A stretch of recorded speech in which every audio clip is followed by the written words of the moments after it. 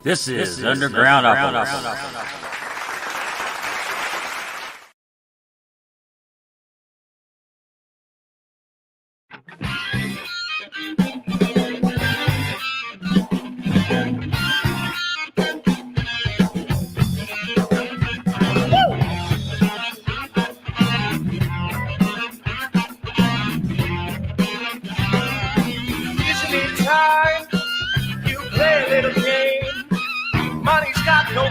I despise the name.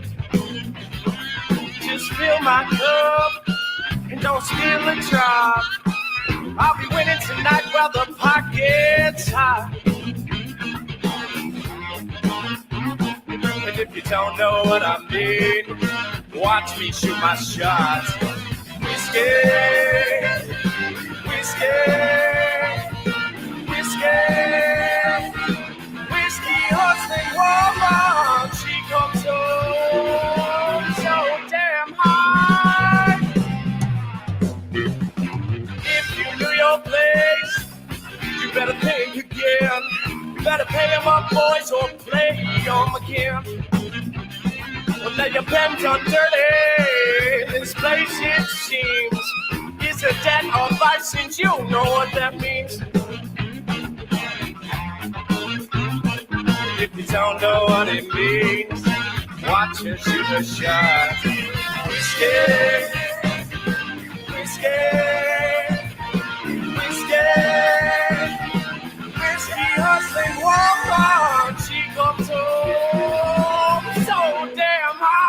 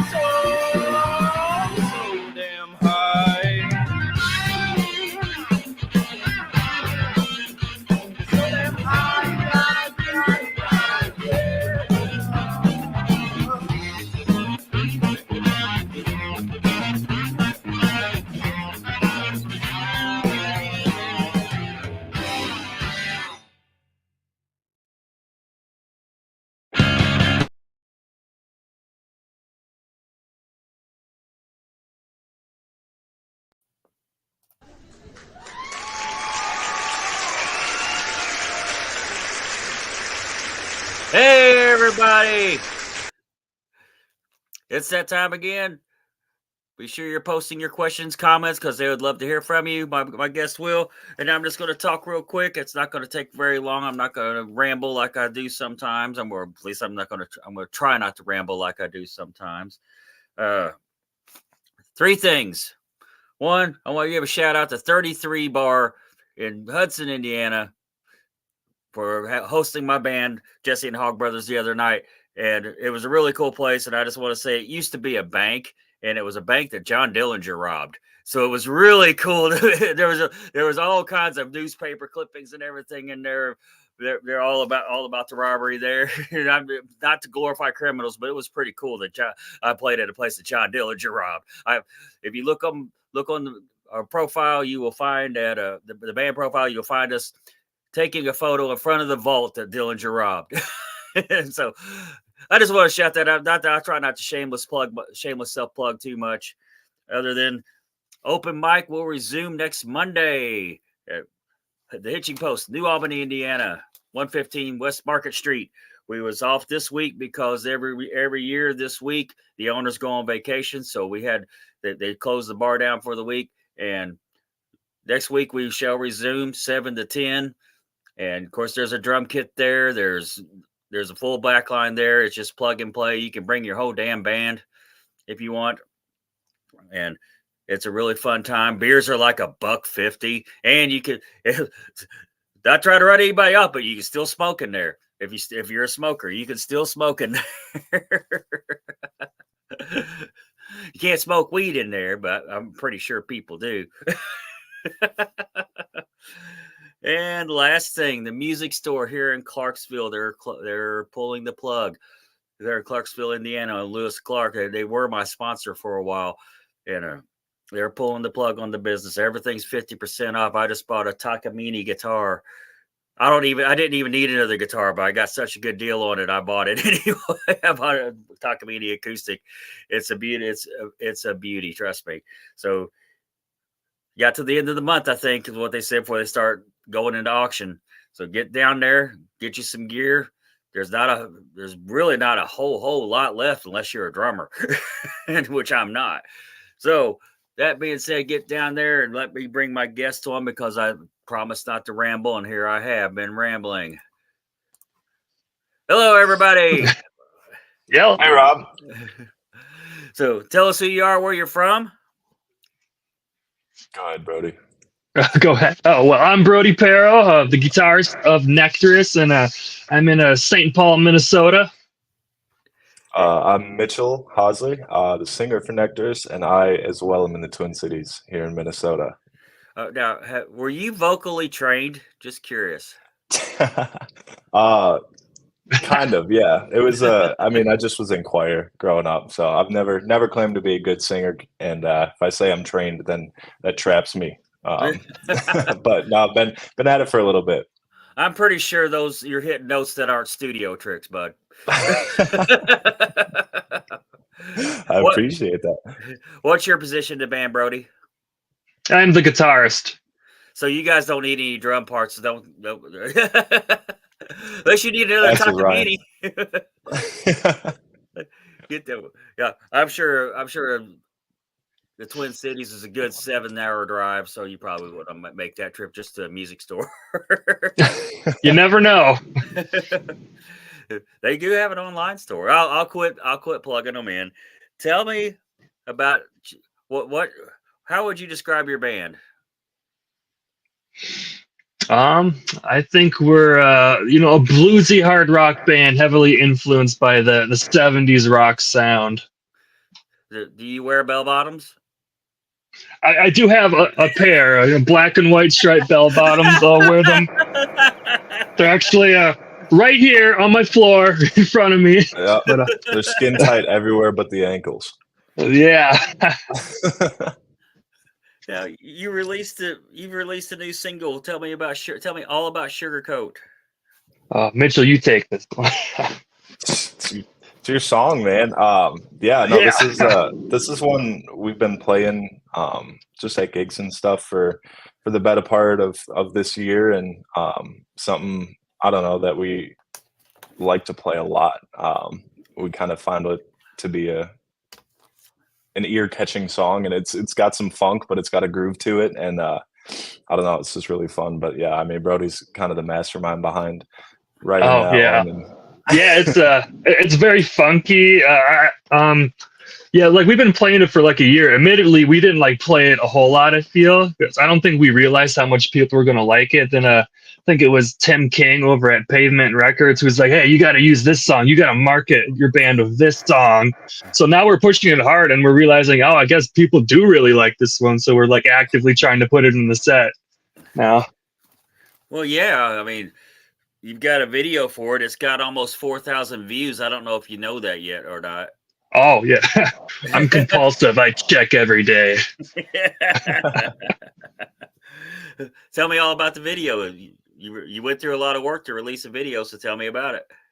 Oh, we filmed that in Minneapolis at this place called the Acadia Bar, which is it's very close, a few blocks away from where the Minnesota Vikings play. You can see their stadium in the background and like the opening moments of the video. And there was this other band playing that night called Christmas on Neptune. Their guitarist Chris, he filmed a lot of clips of us on the street. think Mitchell's girlfriend must have filmed some clips as well. Our bass player Elijah's girlfriend filmed some clips, and basically anyone who was willing to hold the camera, they were going to film us that night. It was a very DIY sort of project, and that's how we put the video together. That's okay. I've made videos the exact same way. They did very well, Oh yeah. Because you call a videographer, they tell you, "Oh, I need $3,000." Dude, it's 3 minutes long. Exactly. Yeah. Yep. And I'm not knocking them because they're very good at their jobs most of the time. They are, but I don't have three grand sitting around, so I'm doing it myself. Us either. No, and you got into pavement though, so things are going to be good looking up a lot.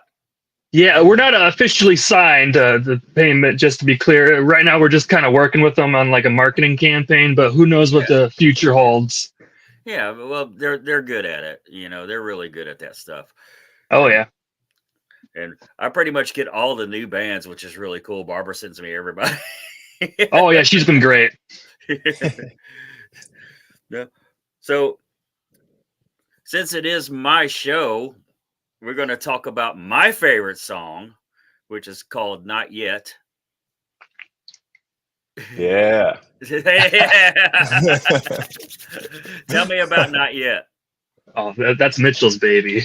I was gonna say this one's kind of my baby, so you made my day, Rob, by saying that.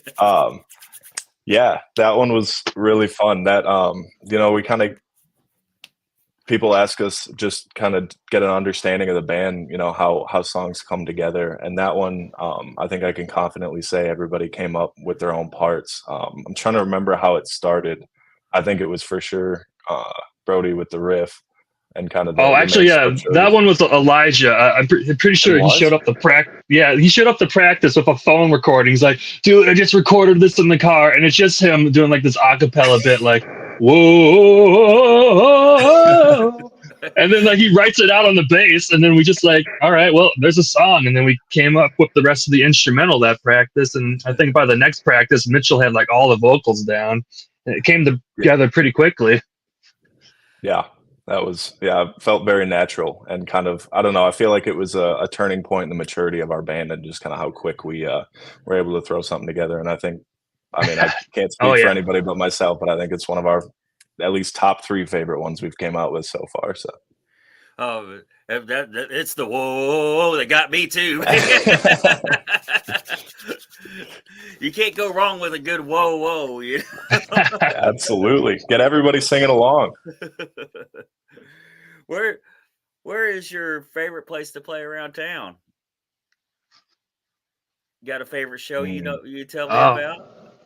I think my favorite, it's not a huge place. It's probably one of the smaller places we've ever played, but it's called Cadence Records. It's basically kind of like a coffee record shop with like a room in the back with a stage. And I think I like it so much because it's like a 5-minute drive from my house. So like there's like very little commute involved. And I feel like sometimes the best shows are like the ones with the smallest room. And then you just absolutely pack the little places. And it just feels like you're like, I don't know, you're just family with the crowd because you're all just so close. Yeah, it's definitely an intimate setting, and that was where we actually played our first gig to just friends and family, and so that one I think is always going to be partial to our hearts. One of my favorites is, I definitely got a few. Acadia is really cool. Amsterdam Bar and Grill in St. Paul is really awesome. They do a really great job with their sound. Terminal Bar has always been kind to us, and a really great spot. White Squirrel. Being a musician in the Twin Cities is pretty rad for places to play. There's maybe not a lot of people that are in the same sort of genre and sound that we are, but there's a lot of people who like to play in a lot of places that welcome original music, so it's always kind of nice to be able to bum around to new spots and play the old favorites. Do you ever run into Paul Westerberg? No idea who that is. Really? The replacement. Oh, yeah, I'm sure Elijah knew that one, actually. Everyone in this interview doesn't, though. My dumb question. Okay, I get it. Yeah. So you got a whole album out. Yeah. Well, let's talk. Tell me all about the album. Oh, the album was about 2 years in the making of constant recording in various studios. God, I don't know. There's not much to say. It's just like a badass representation of what we think rock and roll should be. It's definitely a bit of a throwback sound, but I think we're carrying the torch here in the Twin Cities. I think if you're gonna like look up what rock and roll sounds like in Minnesota, you got to find our album, and I think we are the best representation of what rock and roll is up here. Right on, man. Hey, we got a viewer question. Which inspires most of your songs, good times or bad times? Well, we've had our share. I think good times. So far, I feel like not all, most of our tunes are sort of upbeat, hard rocking, jam out. You're a party band. Yeah, I guess You're definitely a party band. Good. That's good. I would say we've got a couple in the bag that are a little bit more slow. Whether that's a creative decision and writing some more moody stuff, or a performance decision to make me not have to sing over the top of everybody jamming out. I don't know, but yeah, mostly I'd say good times. Yeah. Okay. I would say you're definitely a party band. I was like, I didn't hear any slow songs on the record, but then you said in the bag, and I was like, oh yeah. That's why you got surprises coming. Absolutely, we like to mix it up. We with our recent gigs, we've played most of the stuff off the album, but every now and again we'll throw in someone that maybe someone in the crowd that we know likes a specific one that we've done and haven't done in a while. Yeah. This is me poaching. Who's some of your favorite local bands? My favorite local band is right now. They're called the Grieving Pines. I think they're like the other band in our scene who probably rival us as like the next up and coming rock and roll group. I think they sound maybe a bit more like Neil Young and Skinner, something maybe a little softer and bluesier compared to us. But I think like they're the band I always want to do our gigs with because like I feel like we really sound good together. Cool. I would say the Knotties, Knotties, super awesome rockin' band. Very bluesy, very, very sort of same vibe, and that there's not really any slow songs. Well, guys, you got a website or anything? You want a Bandcamp or anything you want to plug in? We're on Facebook, Instagram. We are on Pornhub. If you look us up on Pornhub, send us a screenshot of what you find, and I want to see it. Something will pop up. But yeah. Yeah, Instagram, Spotify, Apple Music. No official website actually, but maybe we should get on that one day. The socials almost do away with the need for it. Exactly. That's why I haven't bothered. I use a free one, and I'm not ashamed of it. I use a free one, and I just put it on my Linktree website. It goes to the website, Yeah. So there's an idea for you, Linktree or Linkray or whatever. There's others out there too that are supposedly better, but I use Linktree. And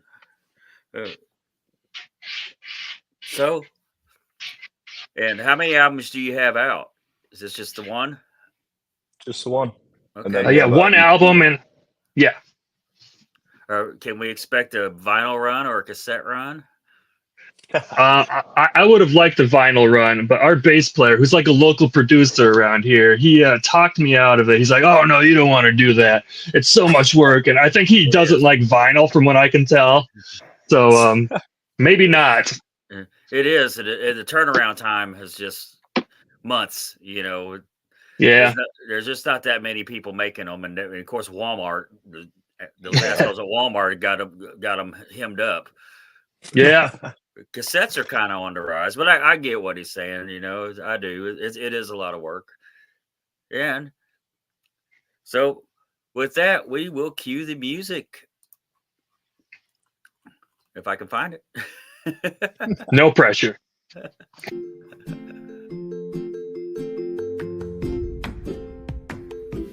That is all our time we have for now. Thank you for listening to Undergroundopolis. Remember, we do this every Wednesday night, bringing you new and exciting artists every week. Be sure to hit up their websites and social media and stream or download their music. If you like this show, please follow us on Facebook, Instagram, Spotify, any streaming platform, and leave us a review as well. I'm your host, Rob Lyon, signing off.